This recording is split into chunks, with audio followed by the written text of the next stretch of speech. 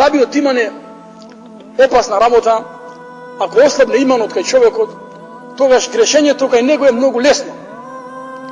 А пак ако се разбуди свеста, тогаш човекот ќе го избегнува грешењето. Тоа најдобро може да кажеме со пример. Доаѓа еден човек, грешник, кај Ибрахим ибн Едхем, а овој бил многу побожен човек, и моли, ја Аба Исхак, моли, о Ебу Исхак, така надимак. Вели, е нон-стоп грешам. Меѓутоа, кажи ми како да се куртувам од грешење, да се сочувам од грешење. Ибрахим ибн Едхем, побожен човек, вели, јас ќе ти научам со 5 работи. Ако ти ги прифатиш тие 5 работи, иншаллах, грешењето нема да ти наштети. Ако овие 5 работи ги имаш во предвид, греши. Ама ако ги имаш во предвид, ќе те фатал, ќе појрум, кажи ги тие 5 работи кои човека го лекуваат од грешење. Веќе, ако сакаш да грешиш, фала текул мин риски ла. Ако сакаш да грешиш спрема Аллах, немој да јадеш Аллах риск. Немој да јадеш од рискот Аллах. Немој да јадеш од Аллахова риск, нафака. Бидејќи рискот е од Аллах џеле џелалуху. Во фи самаи рискукум ма туадун. Инна Аллаху ва разак. Аллах е кој дава риск. Ма човек, луѓето порано биле свесни. Рече, како може, па чив ќе јадам? Чив риск ќе јадам? Ако не е Аллахово, све што е на небо и на земја, тоа е Аллахово. Па рече, како не ти е срам да јадеш Аллахов риск и да му грешиш? А ти санije, дај го второто. Рече, ако сакаш да грешиш спрема Аллах, тогаш немој да живееш на Аллахова земја. Па рече, каде да живеам? Оди некде на Марс. Па рече, сега да каде додаме Аллах џеле џелалуху. Сега да Аллах ме гледа и ме види. Како може човек да живее на оваа земја и да му греши на Аллах џелешану? Замисли оваа земја само сега во пролет, кој човек малку со очи погледне и со очи на тело и со очи на ум.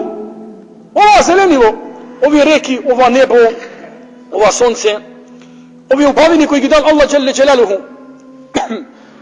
Зарем не укажуваат колку Аллах џеле џелалуху е мощен и силен, колку Аллах џелешану е личен и убав. И сега човекот ова зеленило да го уништува. Оваа вода да ја гади, да ја загадува. Наистина човекот е штетник. Хуа аллази халака лекум ма фил арди џемија. Аллах џеле џелалуху ви го постави овој космос комплетен, совршен. А човекот го уништува, човекот го загадува. Ако сакаш да грешиш, тогаш најди место каде Аллах не те гледа. Може ли човек да се сокрие негде и да избега од Аллахови очи? Инна Аллах семиун бесир. Аллах се слуша, Аллах се гледа.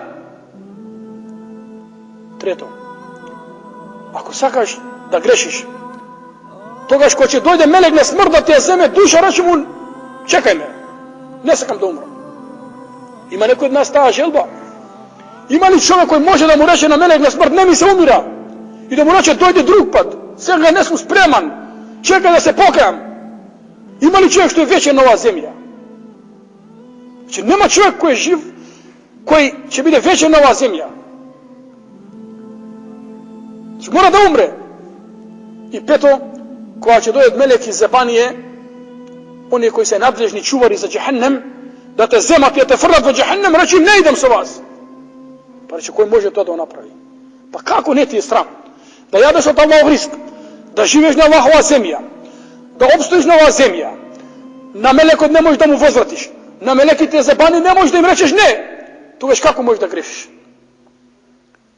Значи, човек кога ќе биде свесен дека Аллах го гледа, дека Аллах го слуша, дека Аллах го контролира, пошто едно од Аллахови имиња Ар-Ракиб, едно од Аллахови 99 имиња Ар-Ракиб, Ар-Ракиб значи контролор. Одиш на граница или одиш на аеродром, ти не можеш да поминеш додека не те контролира, а тоа на арапски се вика Ракиб, контролор.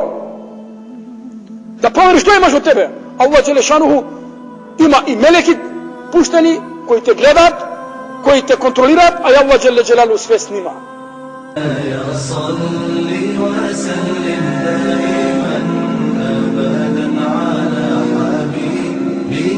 خير